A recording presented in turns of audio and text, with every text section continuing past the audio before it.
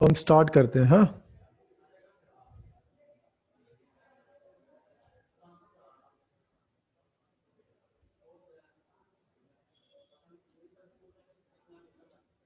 Okay, ये screen नजर आ रही है आपको?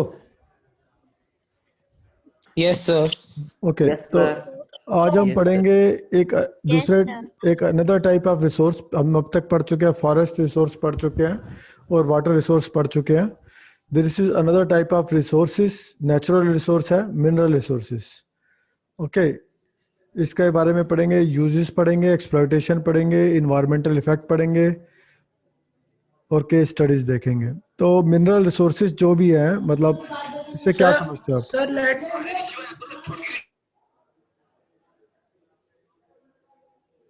हाँ जी,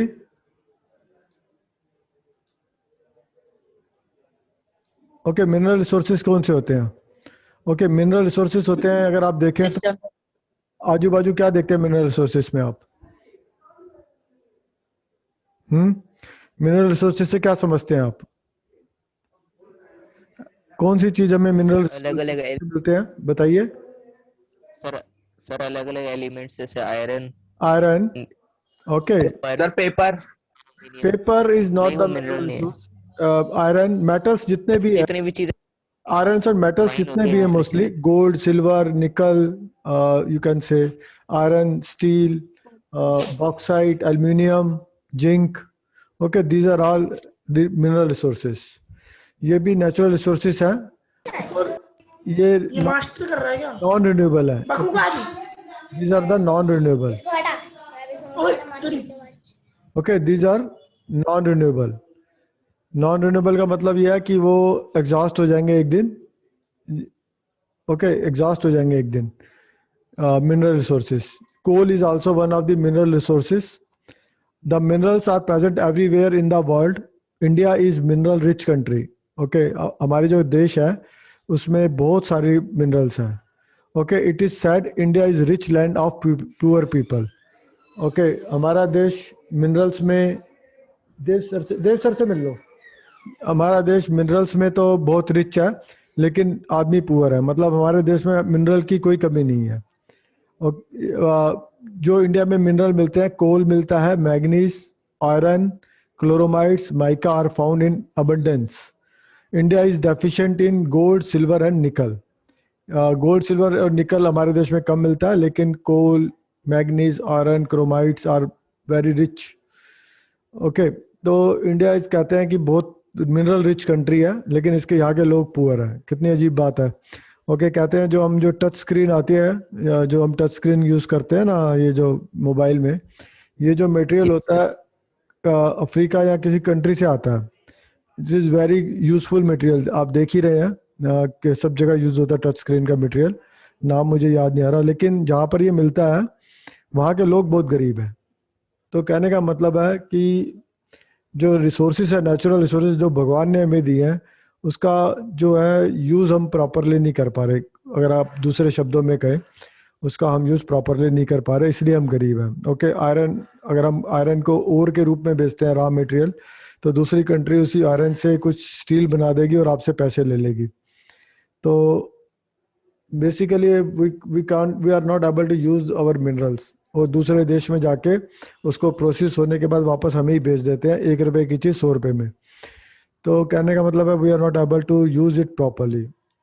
जितने भी रॉ मटेरियल है, the most common fertiliser in India are NPK. जो हमारे देश में सबसे ज़्यादा फर्टिलाइजर यूज होता है वो दैट इज एनपीके। एनपीके का मतलब होता है नाइट्रोजन, फास्फोरस एंड पोटाशियम। और इसको पाने के लिए इंडिया को दूसरे देशों पे डिपेंड करना पड़ता है फर्टिलाइजर को। ओके, हमारे देश में पेट्रोलियम और पेट्रोलियम एनर्जी की भी कमी है। Okay, petroleum energy, electrical energy की भी कमी है। Okay,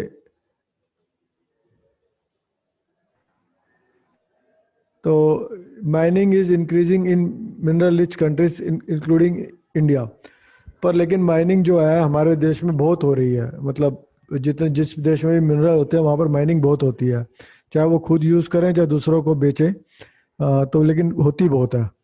there is a great demand of coal, copper and other minerals. Mining is source of revenue and economic for economic growth. Okay, जो माइनिंग है वो हमारे लिए रेवेन्यू का सोर्स है। जितनी भी माइनिंग होती है, हम जैसे आर की माइनिंग हो गई तो वो हम बेच देते हैं दूसरे देशों में, तो हमारे लिए, अगर आप जब देखेंगे तो हमारे जो देश के जितने भी एक्सपोर्ट देखिए, मोस्टली हम जो है रॉ मटेरियल बेचते हैं, मतलब वहाँ से हम खरीदते हैं, जो गुड्स खरीदते हैं वो बने बनाए होते हैं। जो हमारे देश में अगर एक्सपोर्ट देखें तो सारा ही रॉ मटेरियल का होता है। तो माइनिंग जो है बहुत हमारे देश में काफ़ी होती है। अगर पॉपुलेशन की ग्रोथ होगी, इंडस्ट्रियलाइजेशन होगा, अर्बनाइजेशन होगा, तो माइनिंग बढ़ जाएगी। ओके, माइनिंग मीन्स जो माइनिंग को हिंदी में क्या कहते हैं?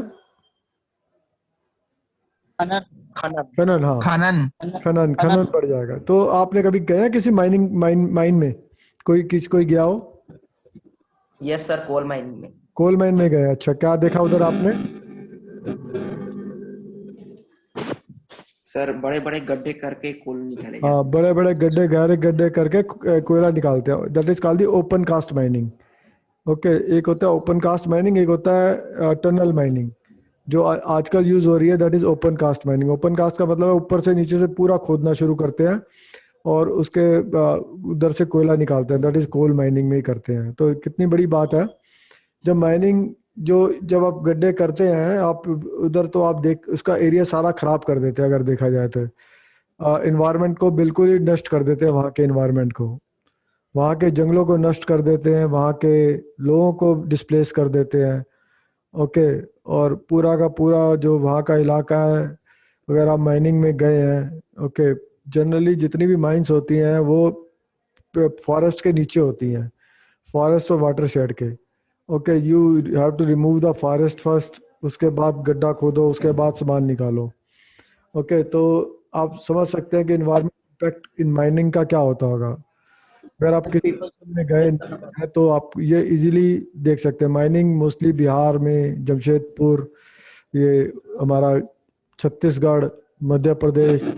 ओके, कभी इधर जाने का मौका मिले तो जरूर देख के आइएगा माइन। ओके, इट इज, अगर आप जमशेदपुर रांची में है ना सर? आजकल तो यूट्यूब पे भी देख सकते हैं माइन, बहुत बड़े एरिया का गड्ढा करके पानी निकल रहा है, कहीं से कुछ निकल रहा है, मतलब पूरा डिवास्टेट कर देते हैं, मतलब पूरे इलाके को खत्म कर दिया जाता है माइनिंग के वक्त। कभी आप मसूरी वगैरह भी, देहरादून जाइए तो वहां पर भी आप देखेंगे कि जो स्टोन के लिए क्वेरी करते हैं, उसमें भी पूरा एरिया को खत्म कर देते हैं। ओके, ओके,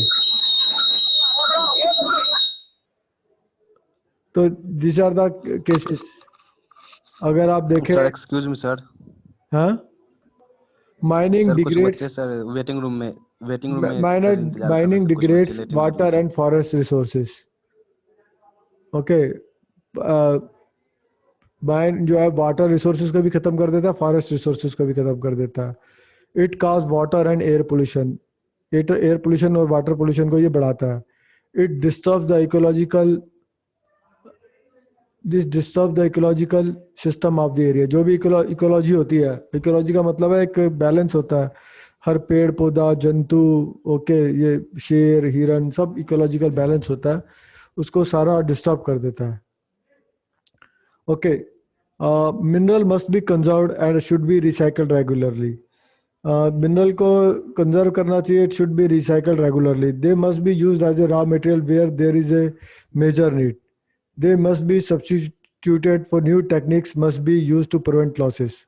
ओके, मिनरल को कंजर्व करना चाहिए, कम से कम यूज करना चाहिए, प्रॉपरली यूज करना चाहिए, और इसको रिसाइकलिंग करनी चाहिए। Okay, you have to recycle.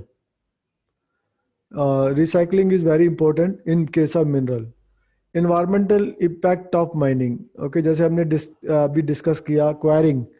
Enquiring means जो हम बिल्डिंग स्टोन, जो भी मार्बल, सैंडस्टोन, कोटा स्टोन्स जो भी हम यूज करते हैं, तो इसको निकालते हैं जब माउंटेन्स से, तो that word is enquiring. Enquiring is a process of extracting stones from the earth. तो it is near the city, reduce the transportation cost and construction cost. Quarrying is river pit, disturb the aquatic life. तो quarrying is very common। जितने भी stones हैं, हम बड़े शौक से हर stone का यूज़ करते हैं। कोटा स्टोन, हम तो सिविल इंजीनियर हैं तो बहुत यूज़ करते हैं। देखा भी है हमने। तो देखते हैं ये सारे स्टोन इतनी आसानी से ये भी नेचुरल रिसोर्स है। नेचुरल रिसोर्स में हमें नेचर से मिल रहे हैं, तो that is also comes under mining. Leach mining, leach क्या होता है? ओके, लीच होता है जब भी हम कोई भी पानी का यूज़ करते हैं क्वेरिंग करते वक्त, उससे जो गंदा पानी निकलता है क्वेरिंग के वक्त, और वो पानी जो कहलाता है लीच कहते हैं उसे, LEACH, लीच। और जो भी केमिकल्स वगैरह भी यूज़ करते होंगे क्वेरिंग के वक्त, पानी का भी यूज़ करते होंगे, that is called the leach. वो गंदा पानी ग्राउंड वाटर में मिल जाता है, तो वो सारे ग्राउंड वाटर को भी डिस्टर्ब करता है, that is called the leaching. और वहाँ के लिविंग ऑर्गेनिजम्स को भी यूज डिस्ट्रॉय करता है। ओपन पिट माइनिंग, ओके, ऐसा मैंने भी बताया that open pit open cast mining होती है। उसमें क्या पूरी लेयर जो सॉइल की टॉप लेयर है उसको तो ख़त्म ही कर दिया जाता है। फर्टाइल लैंड में अगर माइनिंग हो गई फिर तो आपकी सारा ख़राब हो जाता है। एक्सप्लोजिव का भी यूज़ होता है माइनिंग में, तो वो भी सारा गैसेस निकालते हैं, वो एयर पोल्यूशन होता है। ओके, जो भी जहाँ माइनिंग होती है वहाँ पर जो अगर लोग रह रहे हैं तो उनको डिस्प्लेस कर दिया जाता है। मान लो जो आपके घर के नीचे पता चले कोल की माइन है, okay, then you can think कि आपको हटा दिया जाएगा उस जगह से, तो वहाँ से डिस्प्लेस कर दिया जाएगा। तो आपकी ज़िंदगी और रिसोर्सेज में बहुत ज़्यादा फर्क पड़ेगा। कि इमेजिन करके देखिए, आपके घर के नीचे अगर पता चला कोल माइन है तो आपको तो घर छोड़ना पड़ जाएगा। Okay, it happens to the people, बहुत सारे लोगों के साथ ऐसा होता है। Mining disturbs the ecological system of the area by forest degradation and water pollution. Okay, forest तो हटा ही दी जाते हैं, और लाइवलीहुड तो उनके लोगों का फर्क पड़ेगा ही जो भी आसपास के लोग रहते हैं। Mining degrades the fertile land, mining degrades दो फर्टाइल लैंड को डिग्रेड करती है, और फर्टाइल सॉइल को भी डिग्रेड करती है, और इकोलॉजी और क्लाइमेट को भी फ़र्क पड़ता है। तो माइनिंग आप कभी भी, जैसे अभी आपने बताया किसी ने कि उसने माइनिंग देखी है, ओके, तो माइनिंग जो आपने देखी है सबने, अगर किसी ने देखी हो तो यू कैन देख सकते हैं कि भाई माइनिंग में आप जाएंगे तो पूरा का एरिया, मैंने जैसे बताया, डिवास्टेटेड हो चुका होगा। मैं भी गया हूँ एक बार माइन में जाने का मौका मुझे ही मिला है, ज़िंदगी में एक बार जाने का मौका। तो वो पूरा एरिया एकदम ख़राब हो जाता है। मतलब आप इवन अगर आप कहने को तो कहा जाता है जब अगर आप माइन कर लें, you have to restore the things, दोबारा आपको पेड़ उगाने हैं, सब कुछ आपको करना है कि मतलब दोबारा उस लैंड को फिल करना है, दोबारा पेड़ उगाने हैं। लेकिन कोई करता ही नहीं, केयर भी नहीं होती कुछ। हाँ, कुछ केयर नहीं होती। वही मैं बताने जा रहा था कि ऐसा होता नहीं है, क्योंकि हम इंसान जो है काफ़ी ग्रीडी है। ओके, वो सिर्फ लेना जानता, देना नहीं जानता। तो जब माइनिंग हो जाती है उसके बाद कोई भी आदमी इतना ध्यान नहीं देता, क्योंकि इसमें पैसा लगता है। तो इसके ऊपर कोई फिल नहीं करता, थोड़ा बहुत फिल कर दिया, दोबारा फॉरेस्ट उगाना है वैसे तो कायदे से तो, ओके, लोगों को सबको रोजगार देना है, लेकिन होता कुछ नहीं है। वहाँ का एरिया बिल्कुल, एयर और वाटर तो इतनी पोल्यूशन हो जाती है कहने की हद नहीं माइनिंग से। Mining involves huge consumption of energy resources, और माइनिंग भी इतनी आसान नहीं होती, उसमें भी कोयला, पेट्रोलियम, नेचुरल गैस बहुत लगती है। मतलब माइनिंग करना, आप इमेजिन कर सकते हो कि स्टोन निकालना है तो इसको क्वेरी करना कोई आसान काम है, उसकी प्लेट्स बनाना, ओके, उसमें भी काफ़ी एनर्जी और कोल यूज़ होती है। तो वो अल्टीमेटली वो कहाँ से मिल रही है? वो फिर इन्वायरमेंट से मिल रही है। ओके, आप गड्ढा कर रहे हैं, कुछ स्टोन निकाल रहे हैं, कोल निकाल रहे हैं, तो एनर्जी का यूज़ करते हैं, फिर दोबारा you are consuming the energy. Consuming energy means you are devastating the environment को आप ख़त्म कर रहे हैं। जब भी आप, कोई भी इंसान जो है अपनी ग्रीड से यूज़ करता है किसी भी चीज़ का, इवन जैसे मैं यहाँ पर आपको लेक्चर दे रहा हूँ तो मैं I am using electrical energy, तो देखा जाए तो वो भी मैं इन्वायरमेंट को नुकसान पहुँचा रहा हूँ। एक इंसान जो है काफ़ी नुकसान पहुँचाता है अपने जीवन काल में, चाहे वो जीने के लिए हो तब भी। After mining no efforts are applied, जैसे मैंने भी बताया, after mining no efforts are applied to rehabilitate the area और reclaiming the land, it cost more than the cost of recovering material. Okay, अगर ये दोबारा एरिया को दोबारा रिक्लेम नहीं किया जाता, क्योंकि वो बहुत कॉस्टली करता है। एक बार गड्ढा खोदना आसान है, उसको गड्ढे को फिल करना इज़ वेरी डिफिकल्ट। फॉरेस्ट काटना आसान है, फॉरेस्ट को बनाना दोबारा से बहुत मुश्किल है। तो these are the very, you can say, फिर भी हम माइनिंग करते हैं, ओके, माइनिंग कर रहे हैं और करते रहेंगे। तो ये कुल मिला के हमारी ग्रीड का एक चैलेंज है, मतलब हमने अर्थ को भी नहीं छोड़ा और उसको भी एक्सट्रैक्ट कर लिया उससे भी। Transportation and processing also impacts environment. जो प्रोसेस होता है इन्वायरमेंट मिनरल का, मिनरल जैसे आप जानते हैं कि ओर के रूप में मिलता है, ओर को आपको दोबारा प्रोसेस करना पड़ता है एग्जैक्ट मटेरियल निकालने के लिए। जैसे आयरन ओर है, ओर से आपको आयरन निकालना, तो you have to process it. ये प्रोसेस भी आसान नहीं होता, ये भी एक ट्रांसपोर्टेशन प्रोसेस में भी काफ़ी एनर्जी और काफ़ी इन्वायरमेंट की इन्वॉल्वमेंट रहती है। जिस ओर का ट्रांसपोर्ट करते हैं वो भी एक प्रकार से impacting the environment. Okay, processing of minerals use the water and air pollution. After extraction, the waste are dumped in area which destroy the total surface and vegetation. मतलब जो ओर से निकलता है, ओर से आयरन तो निकाल लिया, बाकी जो वेस्ट निकला उसका क्या किया आपने, उधर इलाके में डंप कर दोगे, और उसके बाद वो जो डंप करोगे तो वो सारा सरफेस एंड वेजिटेशन। अगर आप जिंदगी में मौका मिले तो कभी संगरोली, अनपरा, हिंडाल्को का है, ओके, इस जगह जाना, ओके, जिंदगी में कभी मौका मिले, आप कभी जाते हैं गोवा जाते हैं या टूरिस्ट प्लेस पे जाते हैं, अगर आपको मौका मिले तो ऐसी साइट्स पे जाना, खासकर सिंगरौली एमपी और यूपी में अनपरा है। Okay, these are the very beautiful site to see the mines. Okay, आप माइंस देख के आइए, आपको अगर आपको मौका लगे तो आप देखेंगे कि मतलब हम कैसे, इंसान कितना ग्रीडी है, जो इन्वायरमेंट को कैसे खत्म कर देता है। You go to the mine stone में, उदयपुर चले जाइए, ओके, उदयपुर में देखिए स्टोन्स की माइनिंग, क्वेरी, ओके, इवन ये अरावली हिल्स को हमने खत्म कर दिया बिल्कुल, ये जो इस तरफ भाटी माइंस की तरफ। तो आप कभी जाइए इधर, मौका मिले तो आप देखेंगे, आप खुद ही आश्चर्यचकित रह जाएंगे कि इंसान ने अपने कमाने के लिए और थोड़े से रहने के लिए पूरे इन्वायरमेंट को डिस्ट्रॉय कर दिया। Mining people company do not pay attention towards the environmental impact. जो माइनिंग है, जनरली जितनी भी कंपनीज जो माइन करती हैं वो इन्वायरमेंट इम्पैक्ट केवल दिखावे के लिए करते हैं। ओके, वो सिर्फ गवर्नमेंट के ऊपर डिपेंड करता है कि वो कैसे उनसे दोबारा रीइंस्टेट कराती है। तो ये सब पॉलिटिकल विल भी चाहिए और इसकी में कैपेसिटी भी चाहिए। इन्वायरमेंटल इम्पैक्ट माइनिंग करोगे तो ठीक है, बट उसको रिस्टोर करना भी जरूरी है। Another is occupational risk of mining. Okay, इसका मतलब क्या है? इसका मतलब है जो लोग माइन में काम कर रहे हैं उनको कितना रिस्क है। ओके, आप कभी देखिए, पिक्चर भी देखी होगी आपने, काला पत्थर एक पिक्चर थी, ओके, जिसमें आप माइनिंग वर्कर्स दिखाए थे और काफ़ी डेंजर हो गया था। तो माइनिंग वर्कर भी अपने आप में, अब तो टनल माइनिंग बंद कर दी है, पहले तो टनल माइनिंग होती थी, आजकल तो ओपन कास्ट होती है। ओपन कास्ट में इतना रिस्क कम हो गया है, अदरवाइज टनल माइनिंग में तो बहुत रिस्क होता था। आपने पिक्चर्स वगैरह में भी देखा होगा कि जो माइनिंग करते हैं workers, that is working in very difficult conditions. Okay, कई बार बहुत ही उनको अचानक ही बहुत ही काफ़ी डेंजरस चीज़ों का सामना करना पड़ जाता है। ओके, तो इनको जो वहाँ के लोग काम करते हैं उनको हेल्थ की प्रॉब्लम्स होती है, उनको कई बार लंग डिजीज होती है, रेडियो एक्टिव मटेरियल कहीं आ गया तो उससे भी डेंजर पैदा होता है, पॉइजनस गैस निकल जाती हैं विच आर हार्मफुल। तो जो माइनिंग वर्कर्स हैं, आप इमेजिन कर सकते हो कि माइनिंग में काम करने वाले जो लोग हैं, आपको भी हो सकता है माइनिंग में काम करने का मौका मिले, तो आप भी इवन जो टनल्स बनाते हैं हम, जो tunnel, it is one kind, जो टनल बनती है हम रोड्स में बनाते हैं या रेलवे में भी बनाते हैं, तो वो टनल्स भी एक प्रकार की माइनिंग ही है।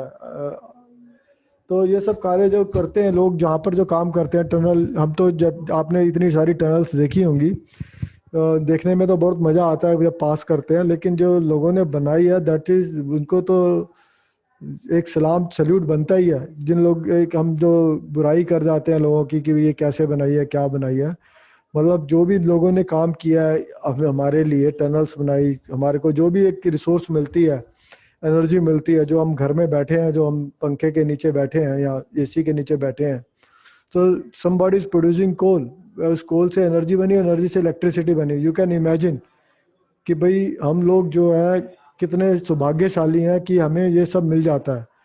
तो और जो लोग वहाँ काम करते हैं उनकी आप हालत को समझ सकते हैं। मतलब it is not a, you can't say कि भाई जो है हर एक चीज़, जो भी हमें एक चीज़ मिलती है, हमने पैसों से तो जरूर खरीद ली, लेकिन जो भी हमें चीज मिलती है वो बड़ी मेहनत से बनती है। ओके, वो बहुत मेहनत से बनती है और बहुत लोगों के एफर्ट्स होते हैं, चाहे फूड का ग्रेन क्यों ना हो। ओके, जो भी हमारे पेट में जाता है वो कितने लोगों की मेहनत से आता है, यू कैन नॉट इमेजिन। पैसा दे के ले लिया मैंने 1 किलो गेहूं, मान लीजिए 1 क्विंटल गेहूं, दो दो तीन 5 हजार रुपए दे के, लेकिन जिसने उसे पैदा किया दैट इज, उसको तो सैल्यूट बनता ही है भैया। जो जितने भी टनल्स है, मेट्रो में जाते हैं, ओके, यू जो go to metro, okay, you just say कि भाई 25-50 रुपए की टिकट ली और मेट्रो में बैठ गए।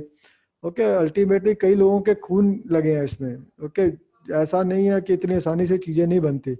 As a civil engineer you must appreciate, कि मैं तो सिविल इंजीनियर को बहुत अप्रिशिएट करता हूँ कि वो इतनी मेहनत करके हमारे लिए इतनी चीज़ें, चाहे कोई बिल्डिंग हो, चाहे टनल हो, चाहे वो एयरपोर्ट हो, चाहे वो रेलवे स्टेशन हो, चाहे वो हार्बर हो, ओके, एनीथिंग, चाहे रोड हो। Okay, civil engineer is doing a very good job. और आप लोग जो सिविल इंजीनियर बनने जा रहे हैं, अपने आप को कम मत समझिए। Okay, you are the most important person on this earth. Okay, आप बहुत इंपॉर्टेंट पर्सन बनने जा रहे हैं, कोई मजाक नहीं है सिविल इंजीनियरिंग। ओके, ये तो हमारे यहाँ लोग खराब कहते खराब है, अदरवाइज आप जो सोसाइटी के लिए देने जाएंगे दैट इज अनकाउंटेबल, मतलब बहुत कुछ देंगे आप। आपका एग्जांपल है, अभी तो आप केवल मेट्रो में बैठ के 50 रुपए में you are enjoying the ride. Okay, 50 rupees में आराम से राइड एंजॉय करते हैं आप, बट लेकिन कितने एफर्ट, कितने लोगों की जाने गई होंगी। ओके, कितने लोगों ने मेहनत की होगी दिन रात, मतलब अभी भी कर रहे हैं, तो one should appreciate it. Okay, कोई भी चीज़ आसानी से नहीं बनती। नेक्स्ट इज द जो हमें रिसोर्स मिलता है that is food resource. Food resource, ये खाना जो हमें मिलता है that is very important. Okay, खाना, ओके, यू कैन इमेजिन बिना खाने के क्या होगा।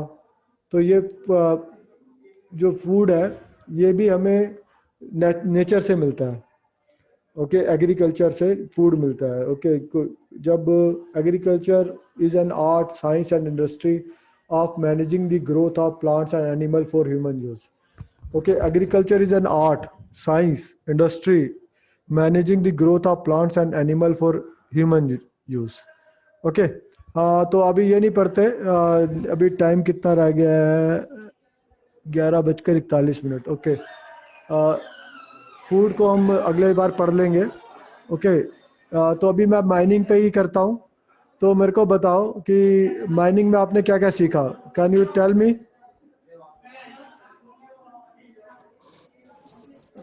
Harmful effect of mining. Sir mining के हार्मफुल इफेक्ट्स भी है और सर यूजफुल भी है। ओके, अगर आपको अब मैं कहूँ कि ये सब आपने पढ़ने के बाद आप में क्या परिवर्तन आया, तो आप क्या सोचेंगे कि मैं ये मानता हूँ कि भाई अब ये काम मैं नहीं करूँगा जो मैं करता था। What you have understood? Sir nature खराब हो रहा है। नेचर खराब हो रहा है, तो आप क्या करेंगे इसके लिए? माइनिंग के संदर्भ में बोलो, माइनिंग के संदर्भ में बोलो सिर्फ। क्या करना चाहिए आपको एज ए इंडिविजुअल? आपका क्या एफर्ट्स रहेंगे as an individual? Planting more trees.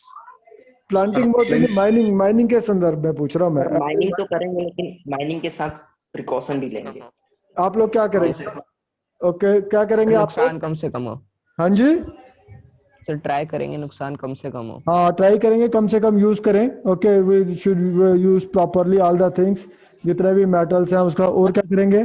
Sir mining के बाद जो जगह बचेगी ना, वो मतलब गड्ढा, हाँ, उसका भरने जाएगा। बना के लैंड फिलिंग करोगे तो बना। Okay, as a individual what we can do, एक तो हम यूज कम से कम प्रॉपरली करें, जुडिशियली करें किसी भी चीज का, और दूसरा हम रिसाइकल मोड में जाएं। ओके, जितनी भी चीजें रिसाइकल होती है, ओके, रिसाइकल मोड में जाएं। ओके, रिसाइकल करें। बाकी माइनिंग को कम से कम करने के लिए ग्रीड को कम करें। अपना कोशिश करें कि प्लांटेशन हो जाए। बाकी एज ए इंजीनियर जब आप बन जाओगे, आपको कभी मौका मिले तो माइनिंग में काम करने का, तो यू विल डू उसको दोबारा से रीइंस्टेट करना। ओके, सिविल इंजीनियरिंग में अधिकतर देखा गया है, कोई भी काम करते हैं अधिकतर आपने देखा भी होगा, सड़क पे गड्ढा खोद दिया तो भरते नहीं है वापस, या कोई कंस्ट्रक्शन की वहां पर आपने जो भी उसकी डबरीज निकली, कंस्ट्रक्शन वेस्ट निकला, उसको प्रॉपरली आप क्लियर नहीं करते, okay, as a civil engineer. तो this should not be done, okay. दोनों रिस्क भी है, और साथ में आप जब आप वापस करते हैं तो आप you are saving the things, construction waste को। तो आप देखेंगे तो दिस इज द माइनिंग और जनरली जो है और बेच के हम कमा रहे हैं, ओके। अगर देखें इंडिया की जो इकोनॉमी है वो माइनिंग पे ही चल रही है, अगर देखें ज़्यादातर वो आयरन और काम बहुत सारा एक्सपोर्ट करते हैं। कोशिश करें कि भाई अब जितना हमें यूज़ करना उतना ही निकालें, एक्सपोर्ट को करने पे अब ज़्यादा ध्यान ना दें। हमारी इकोनॉमी ऐसे हो जाए कि हम आयरन और को एक्सपोर्ट ही ना करना पड़े, मतलब कोई हम एक्सपोर्ट ना करें और बल्कि इंपोर्ट करें। सर सेल्फ डिपेंडेंट हो जाए। हाँ, सेल्फ डिपेंडेंट नहीं, self dependent in the sense कि वी यूटिलाइज द ओर। हमें कच्चा माल नहीं बेचना, हमें कच्चा माल नहीं बेचना, हमें पका हुआ माल बेचना है, ओके। उसका प्रोसेस करने के बाद भाई आप एक घड़ी में जो स्टील लगा, मान लो वो 2 रुपए का लगा, लेकिन जब घड़ी बन जाती है वो 2000 रुपए की बन जाती है, ओके। तो हमें अपने यूज करना है, राइट। तो ये सब बातें हैं, आस्ते आस्ते ठीक होंगी। Next is the food resource. Agriculture is an art, science and industry of managing the growth of plants, animal for human use. Agriculture includes preparation of soils for cultivation of crops, harvesting crops, breeding and raising livestock. Agriculture में सब कुछ आ जाता है, crop का preparation of soil, cultivation of crops, harvesting of crops, harvesting means काटना, breeding and raising the livestock, जो भी हम मुर्गा मुर्गी बत्तख फिश वगैरह करते हैं, चलो है ये सब एग्रीकल्चर में आता है। डेयरी, फॉरेस्ट्री, जितना भी हम पेड़ पौधे उगाते हैं, फल वगैरह, ये सब एग्रीकल्चर में आता है। तो 2 major types of agriculture are there, modern और इंडस्ट्रियलाइज्ड एग्रीकल्चर, और एक है ट्रेडिशनल एग्रीकल्चर। एक तो मॉडर्न हो गया, एक ट्रेडिशनल हो गया, ओके। मॉडर्न एग्रीकल्चर में क्या है, जिसमें आप एडवांस इक्विपमेंट यूज करते हैं, फर्टिलाइजर यूज करते हैं, पेस्टिसाइड यूज करते हैं, और try to produce large amount of single crop, that is called the modern agriculture, okay. Pesticide का यूज कर रहे हैं, फर्टिलाइजर का यूज कर रहे हैं, इक्विपमेंट्स का यूज कर रहे हैं, और पानी का तो यूज होता ही है, water to produce a large amount of single crop, तो that is called the modern agriculture. Problems are using fertiliser, okay. Fertiliser use करना अच्छा है या बुरा? ओके, सर अच्छा भी है बुरा भी है। बुरा भी है, अच्छा भी बुरा है, भी होता है और अच्छा। ओके। आप लोग कितने लोग एग्रीकल्चर से ताल्लुक कर रखते हैं? आप में से कोई डायरेक्टली एग्रीकल्चर से इन्वॉल्वमेंट है? Okay, yes sir.